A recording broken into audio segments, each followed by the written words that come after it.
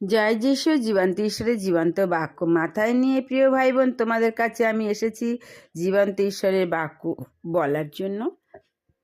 তাই পিতা পুত্র পবিত্র আত্মার চরণে শতকোটি প্রণাম জানাই, আর পিতা পুত্র পবিত্র আত্মাকে ধন্যবাদ করি, প্রশংসা করি, গৌরব করি মহান নামে। আর তোমাদেরকে আমি প্রাণ ভরে ভালোবাসা দিই। প্রিয় ভাই বোন, আজকের আমি একটা চিত্র দিয়েছি। এই চিত্র দ্বিতীয় চিত্র। এই চিত্রটা লক্ষ্য রাখো। মানুষ আজকাল বিভিন্ন জীবজন্তুর মতো শয়তানে পরিণত হয়েছে। সেই নিয়ে আমি আজকে তোমাদের কাছে বলবো যে এটি দেখো একজন অনুতপ্ত লোকের হৃদয়ের অবস্থা, যে ঈশ্বরকে অনুসন্ধান করতে আরম্ভ করেছে। এখানে স্বর্গদূতকে এক হাতে ঈশ্বরের বাক্যরূপ তরবারি নিয়ে দাঁড়িয়ে থাকতে দেখা যাচ্ছে। যে বাক্যের বিষয়ে লেখা আছে, ঈশ্বরের বাক্য জীবন্ত ও কার্য সাধক এবং সমস্ত দ্বিধার খড়গ অপেক্ষা তীক্ষ্ণ এবং প্রাণ ও আত্মা, অগ্নি ও মজ্জা এই সকলের ভেদ পর্যাপ্ত মর্মবেধি এবং হৃদয়ের চিন্তা ও বিবেচনা সূক্ষ্ম বিচারক। ইব্রিয় 4:12 আছে যে ঈশ্বরের বাক্য এই কথাই তাকে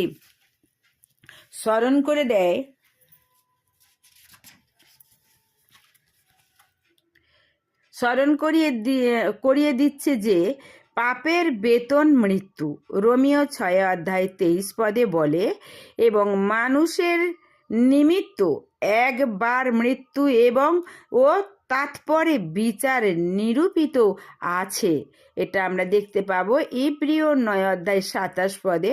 আর বিচারের পর অবিশ্বাসী ও পাপীদের স্থান হবে অগ্নি ও গন্ধকের প্রজ্বলিত হ্রদে। স্বর্গদূতের অন্য হাতে আছে একটি মাথার খুলি। এর দ্বারা তাকে মৃত্যুর বিষয় স্মরণ করিয়ে দিচ্ছেন।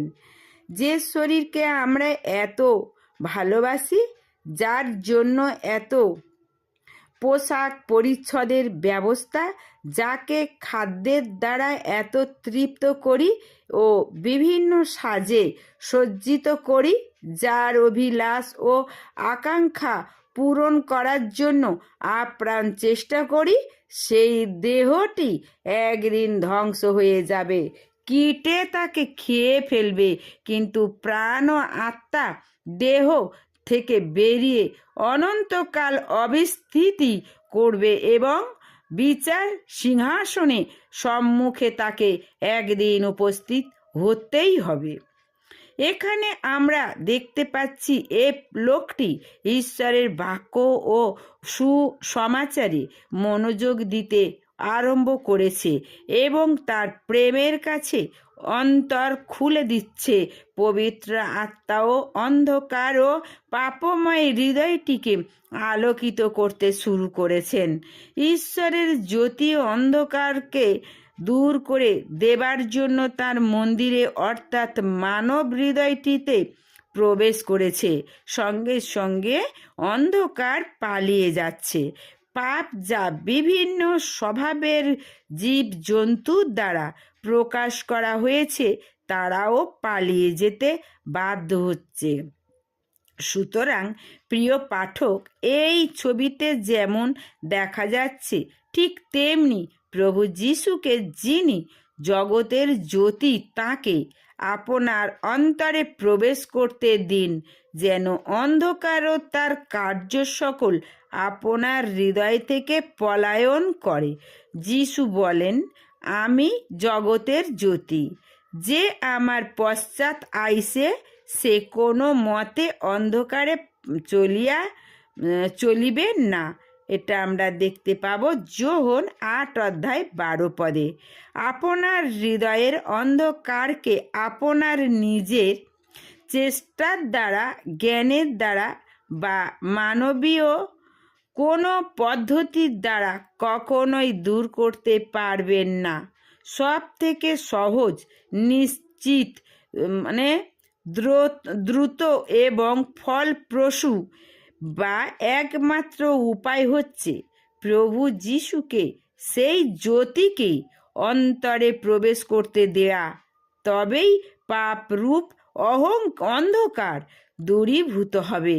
অন্ধকার রাতে চাঁদ ও তারা আমাদের কিছুটা আলো দেয়, কিন্তু সূর্য উঠলে অন্ধকার, এমনকি ওই ক্ষুদ্র আলোকমালাও অদৃশ্য হয়। প্রভু যিশু স্বয়ং ধার্মিকতার সূর্য।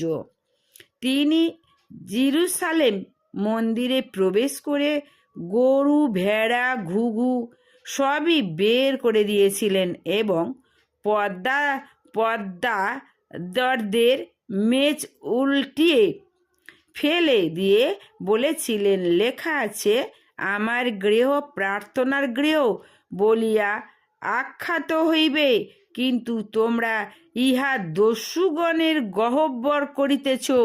মথি 21:13 আছে, আপনার হৃদয় ঈশ্বরের গৃহ বা মন্দির হবার জন্য নির্দিষ্ট। তিনি চান এই গৃহে বাস করতে, তাকে সুশোভিত করতে, প্রেম, আনন্দ ও তার জ্যোতিতে ভরপুর করতে। প্রভু যিশু যে কেবল আমাদের পাপ ক্ষমা করতে জগতে এসেছিলেন তা নয়, কিন্তু পাপের কর্তৃত্ব ও শক্তি থেকে উদ্ধার করে স্বাধীন বলে ঘোষণা করতে এসেছিলেন। পুত্র যদি তোমাদিগকে স্বাধীন করেন, তবে তোমরা প্রকৃত রূপে স্বাধীন হইবে। এটা লেখা আছে যোহন 8:36 জয় যিশু। তোমরা ভালো থেকো, সুস্থ থেকো। ঈশ্বরের আশীর্বাদ তোমাদের মাথায় পড়ুক। তোমরা সাবস্ক্রাইব দিও, কমেন্ট করো, শেয়ার করো, আমার ভালোবাসা দিও, আমাকে সাহায্য করো, কেমন? জয় যিশু, জয় যিশু, জয় যিশু।